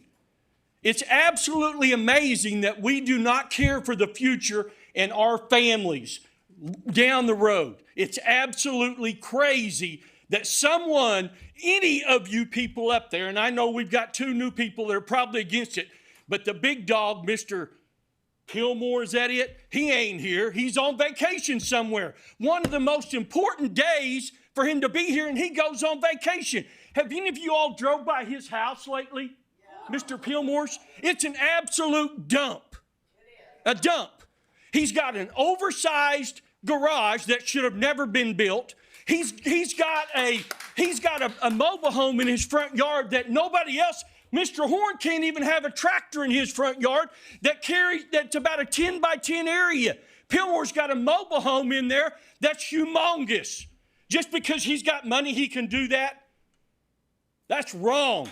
People, it is wrong what people of Yukon are doing. I've only lived here 3 years, and I'm telling you that I will not stand for living here another 3 years with a freaking data center right across from my street. Absolutely ridiculous. And I'm a baseball guy, and that guy over there is a baseball guy, and we need to be thinking about our children so they can continue to play baseball. And you're a baseball guy. Continue to play baseball instead of, we don't even have water to put on our field to keep the dirt from blowing. You ever heard of a dust bowl? That happened at one time, if you don't remember that. Well, you don't remember because you weren't born, neither was I. But there was a dust bowl, and that's what we're fixing to have. People, we need to wake up and smell the coffee. Thank you, sir.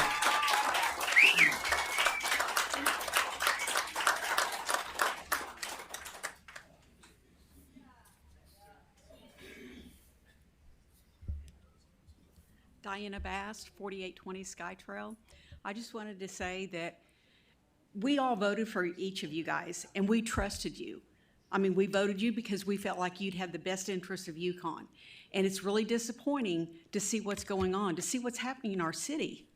I mean, this shouldn't be happening. I've been here 38 years, and it is very disappointing and very hurtful to think that we voted for you guys and we trusted you. I mean, each and every one of us, when we voted for you, that's what we did, is we trusted you. And I'm just not seeing that you looked out for the best interests of Yukon. Thank you. Thank you, ma'am.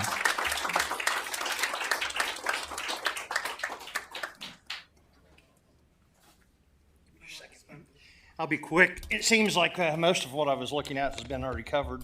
My name's Kevin Thomas, 966 Raintree Mansion. I've been here for 37 years. I'm also 40 years as an IT specialist, senior level, 20 of those with Oracle directly. I'm not pro or against this at this point in time. However, I didn't find out about this until just a few months ago. It bothers me, the transparency that we apparently don't have. I also think that a lot of this should have been voted on by the public. I realize you guys are there to make decisions like this, but it's just really, really causing a rift in our community that I wish we could heal a little better. I have questions about property values. Everything I have found is very mixed. Sometimes it goes up, some down. And why does it need to be that close to the city? Again, I'm sorry that I didn't have input into this for the first 6 months or so, or assume it's been a lot longer than that. And lowering, if it's Canadian County, get our taxes down. My taxes have tripled in the 37 years I've been here.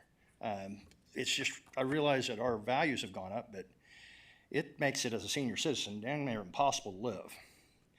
And the last thing I'll put down here, since I'm wholly unprepared, is would it be possible to maybe find a larger facility? These are going to get to be huge. I suspect this is going to be 10 times this number of people.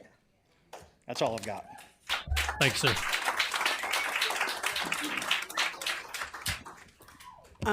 I just have one comment on the city employees being in here. They're here to answer questions, and I understand where everybody's coming from on this. We have more than enough room in here for the city employees to maybe have a little section, and then the public to have a section. I understand there's fire rules and all that, but I think if it was brought to the fire chief's attention, we talked about it, said this is why we need to do this, then we could probably come to some kind of agreement that worked for everybody. But the city employees have to sometimes answer questions, so they're required to be here for these meetings. I'm thankful that they let people have a seat, but we have to understand that they're employees of the city. They're not making these decisions that everyone's uncomfortable with. They're just the ones that are doing the work, and that they're the ones that help make our lives better. They're the ones that make sure the water's coming out when it needs to and picking up our trash. So let's not be upset with the city employees because the people in charge didn't plan well enough to have a big enough room.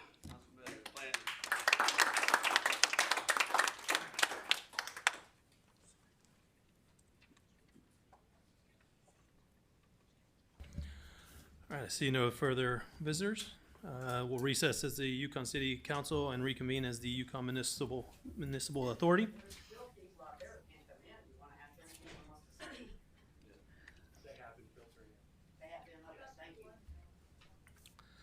Item 1A, the YMA consent docket. This item is placed on the agenda so the Yukon Municipal Authority, by unanimous consent, can designate those routine items they wish to be approved by one motion.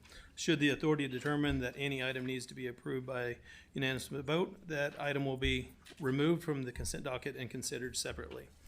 The city manager recommends a motion to approve A, the minutes of the regular meeting of May 19th, 2026. Do I have a motion? So move. Do I have a second? Second. Any discussion on this? Yes. I have a problem with A. I'm gonna have a problem with C, but I'll say it with A first. It says minutes of the regular meeting, May 19th. If we look at May 19th minutes that I was presented, a couple of errors on spelling, but also the fact that brought up a problem in the minutes that were not corrected. So I'm talked to the city clerk here, and I'll say it again, that when I say something, it was not adhered to. I was called either a liar, inept, or incompetent. When I say I haven't seen something, that means I haven't seen it or received it. I didn't say anything to the mayor at the time because we had the news meeting here. I didn't want him to look so bad. But he did insult me, and I kind of took it real bad. I'm just not, as an officer, I don't make assumptions because lives matter, especially with a combat veteran I am. I just don't make assumptions. And if I say I haven't seen something, that means I haven't seen it. And I didn't like the fact that he jumps up and says I had it for a week. He knew I was overseas, and he also knew we had a tech problem that was resolved in a week after I got back.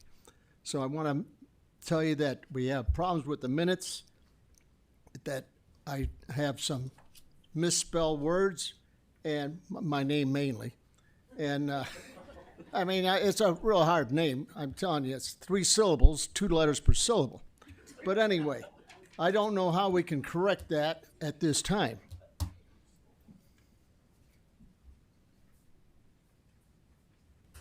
Madam Clerk, is there any protocol on this?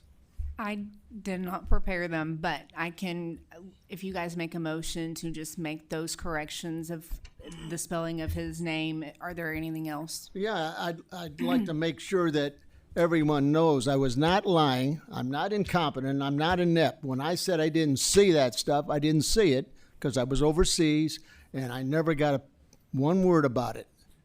And when someone tells me they gave it to me a week before, that's to me an insult. So I'm sorry. Mr. So, Mr. Shriver, Yes, can I amend my motion to correct the spelling on Councilmember Cheney's proper spelling to his name, please? we get a second on that? Second. Any discussion on that? I see no discussion. Let's take a vote. Wooten. Yes. Shriver. Yes. Westfall. Yes. Caccini. Yes. All right, next item. Consent docket. This item is placed on the agenda so the city council by unanimous consent can designate those routine items they wish to be approved by one motion. Should the council determine that any item needs to be approved by unanimous vote, that item will be removed from the consent docket and considered separately. Let's see. The city manager recommends a motion that will approve A, the minutes of the regular meeting of May 19, 2026, payment of material claims in the amount of $568,846.40, approval of correction of the Scrivener's error in the November 4th, 2025 regular meeting minutes for the record to reflect that the motion on item 9 was seconded by Zimmerman, not Shriver. D, approve the annual renewal of the interlocal governmental cooperation agreement with the Canadian County Sheriff's Office for the use of the Canadian County Jail. E, approval of annual renewal of the interlocal governmental cooperation agreement with the City of the Village for the use of this Yukon Jail. F, approve of the annual renewal of the intergovernmental cooperation agreement between the City of Yukon and the City of Piedmont for the City of Yukon to provide after-hours dispatch services for the City of Piedmont. G, approve the annual renewal and extension of the intergovernmental agreement between the City of Yukon and the City of Oklahoma City for regional household hazardous waste services for the 2026-2027 term under the same terms and conditions as current agreement. And H, approve budget amendments number 36 through 38 for fiscal year 2025-2026 to reallocate unused appropriations with the Hotel Motel Tax Fund, reallocate existing appropriations with the Capital Improvement Fund, Street Department, and reallocate existing appropriations for the General Fund, Police Department. Do I have a motion? I'd like to make a motion to pull H, and so we can have discussion. Okay. And on that, then, have a motion to, do we, on that, just have a motion to approve? You can go A ahead through and G? approve A through G. Okay. All right.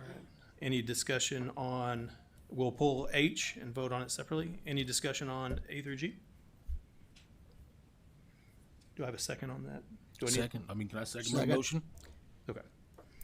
All right, we have a motion and a second. Call the roll? Wooten. Yes. Shriver. Yes. Westfall. Yes. Caccini. Yes.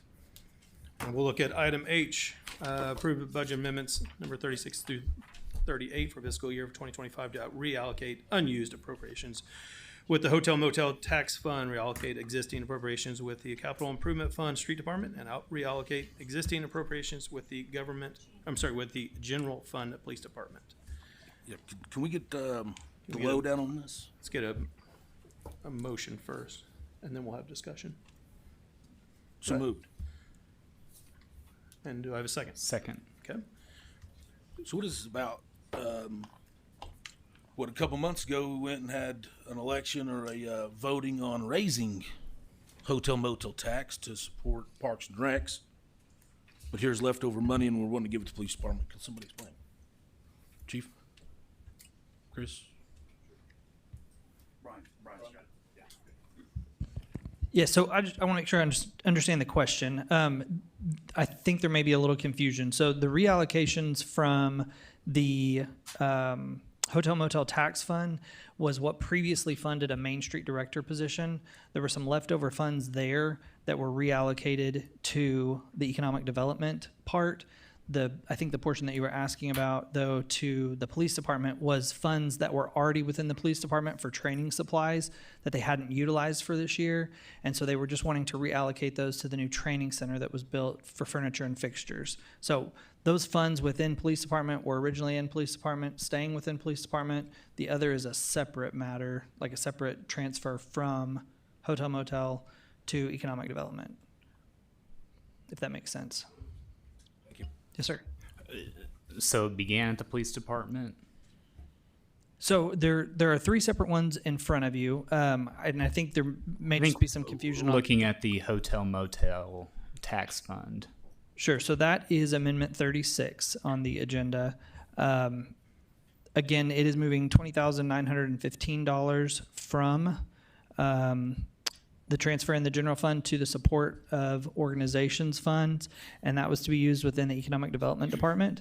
From previous year's budget, we had previously moved money from that fund to fund a Main Street Director, including salaries, benefits. We hadn't utilized all those funds. They were still left over. There were some economic development work that needed to be done, and this was an appropriate use of those funds. And so that's that specific amendment. Only for 38, 36, doesn't cross into anything to do with police. That one is a separate transfer. That would be Amendment 37. It was police dollars 38. Police dollars originally for training supplies. So we're reducing the appropriations for training supplies that were already previously budgeted to police. They just didn't use all of those this year.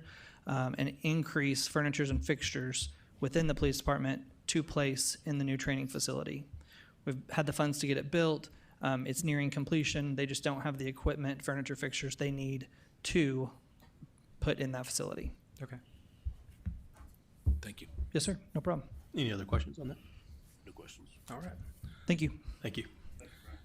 Let's call a vote on that. Wooten. Yes. Shriver. Yes. Westfall. Yes. Caccini. Yes. All right, item 8, new business. I have new business. I would like to make a motion that May 5th minutes be adjusted to what the truth was rather than an assumption made by the mayor. So I don't know how that's got to be done legally, or ask the attorney to come up with a solution there.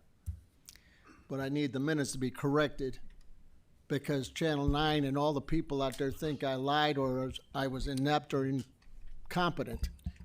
Mr. Caccini, since there's no agenda item on that particular thing, under new business, generally it's only an emergency item that would come up. Okay. And so in your situation, I would propose that you prepare the correction to the minutes, submit it to the clerk. They can make that as an agenda item that's docketed and listed on the next council meeting. Thank you. If I may, the minutes don't reflect what happened with the conversation between you and Mayor Pillmore. So there would be nothing to amend, if that makes sense. The minutes only reflect the actions of the agenda items and visitor comments. So I'm going to let the mayor get by with what he said about me. There's They're no they're not in the repercussions. minutes. Do I do a lawsuit against him? I mean, I'm just trying to determine what I have to do to get it fixed. That's all I'm trying to do, is get it fixed. Ask your legal representative, Mr. Reinhardt. Yeah. You represent the council, correct? That's correct. Okay, so how do I fix my problem? Well, Get on the computer and you fix it. It's no big deal.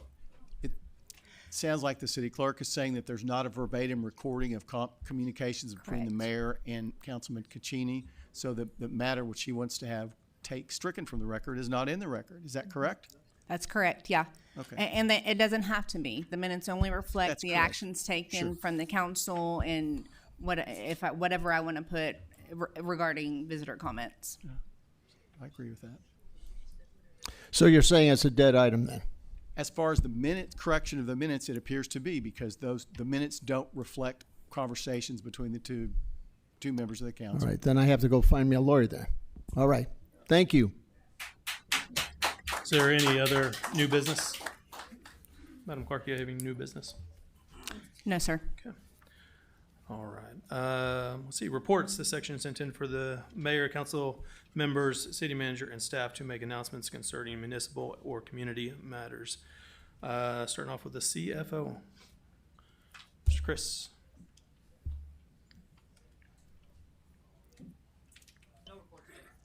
Thanks, sir. Mr. Deckard. All right. Go to the council members. Mr. Caccini. The Veterans Museum and the American Legion will hold an event at the museum on Saturday from about 9 to about 3. This event is being run by the Senator Langford's crew coming in to interview veterans. Food will be served at that time from 10 to 2, a free lunch for the veterans and their families. So I invite all veterans and their families to come by. And if you're not a veteran, please come by, because I would love to see you come visit the museum. Thank you. Thank you, sir. Mr. Westphal. Nothing tonight. Thank you, sir. Mr. Shriver.